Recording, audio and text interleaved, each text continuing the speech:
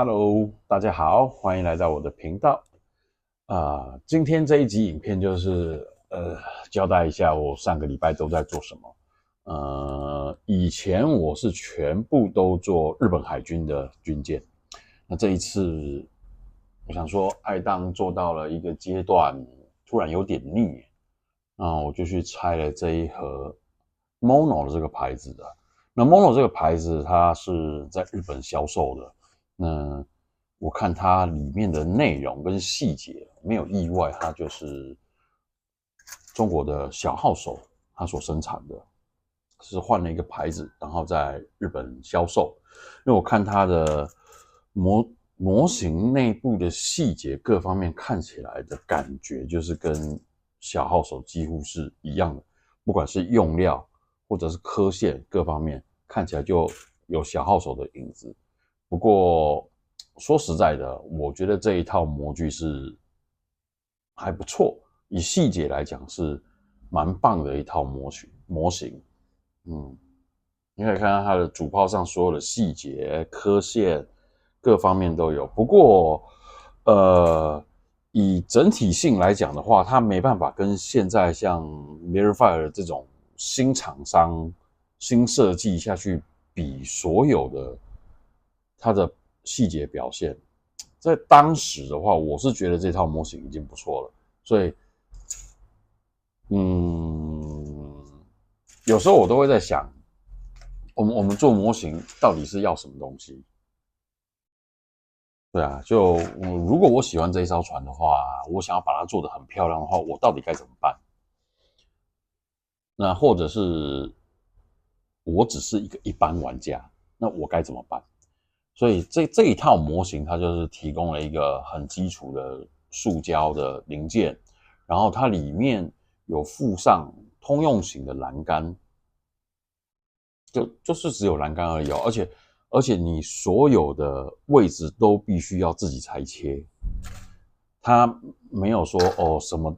么地方要对应几号的栏杆，所以就是你在做的时候可能会花比较多的时间，然后楼梯也很简单，就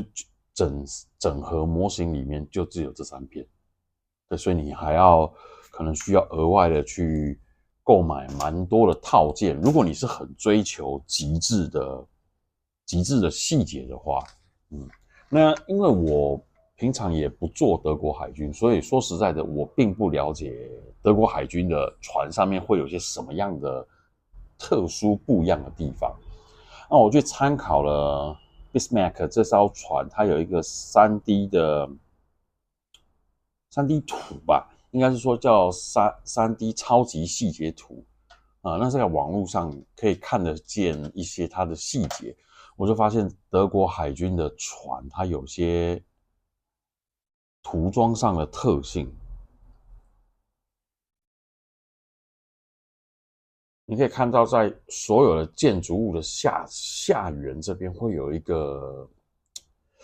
我们中文叫踢脚线，就是它是在靠近下缘的时候会有一条黑线，所以我就这一次在欧根上去尝试的去喷涂这一条线出来，所以你会看到在很多地方它的下缘都是有一条黑线，就是我所谓的踢脚线。嗯，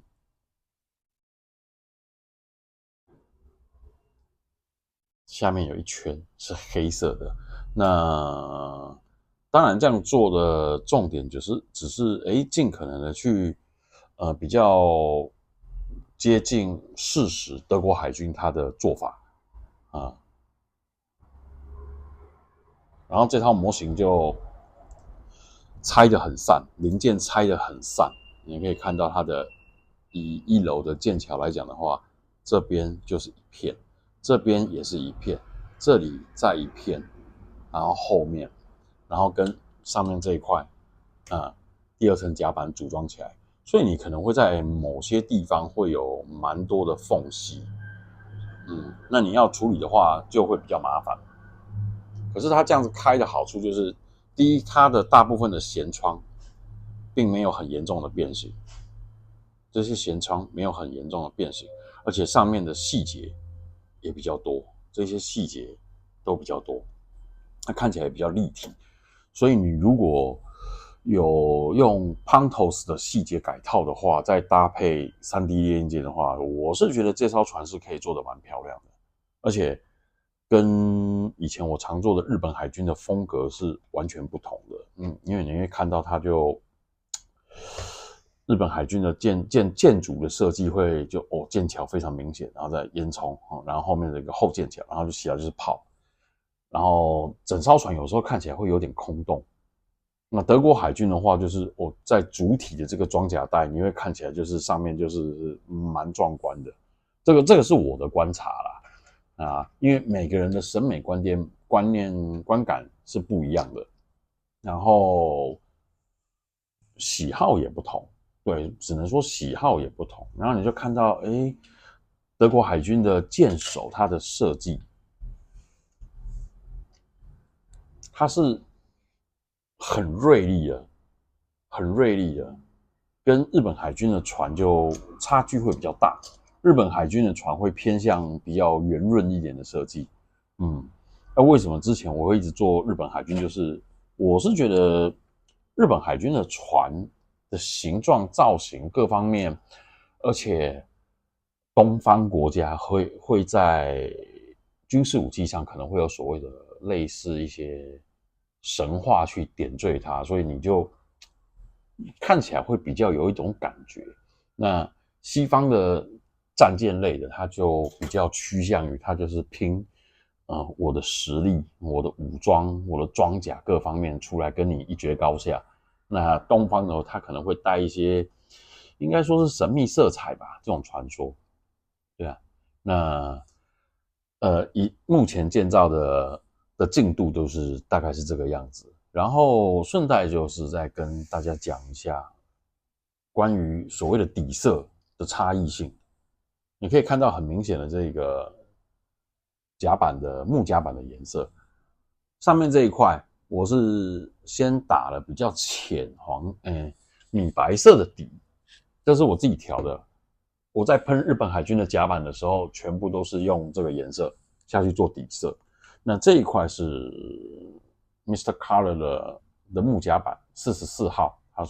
它的原本的颜色，所以你可以看到它原本颜色就差距就蛮大。然后你在喷涂的时候，如果你的底色是打上所谓的灰白色的底漆，你直接喷涂这个它出来的颜色就会这样。然后这一个是打上了灰白色的底漆，喷上了灰白色的底漆，然后再用这个做底色，接下来才叠上这个颜色，你就明显感觉到它是很亮的。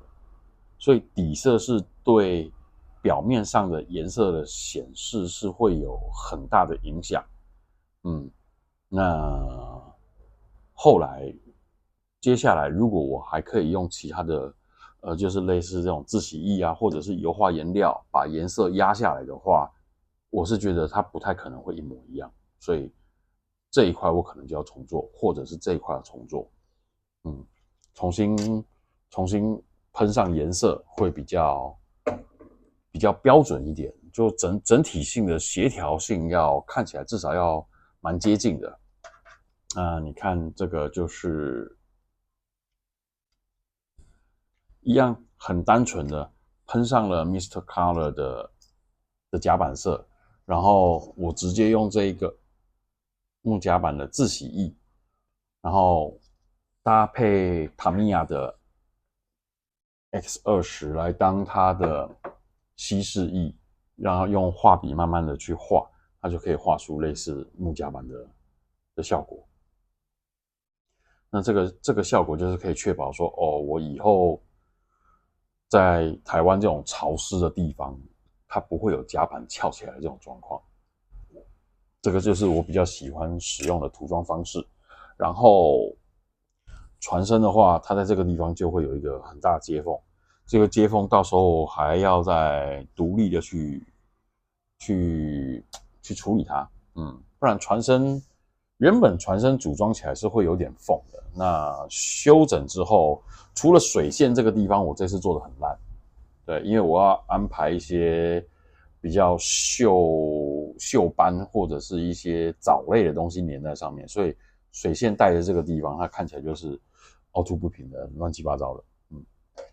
OK，那船身的话，目前组装起来是没有什么很大的问题的啊。那目前的欧根亲王号的进度大概就是这个样子。那日本海军的阿塔狗可能过几集我找个时间再把它完成今天的进度更新先跟各位讲一下，我们下期影片再见。OK， 拜拜。哦，对了，一个波兰的朋友上次有订飞龙的10颗片的，你可能要多注意一下你们家的信箱，因为邮差他已经送了2次，找不到人了，我怕信件会被退回来。对，这个可能就要麻烦波兰的这位朋友帮我去注意一下，你家的信箱有没有通知东西是在邮局里面可以去领。OK， 好，谢谢哦，拜拜。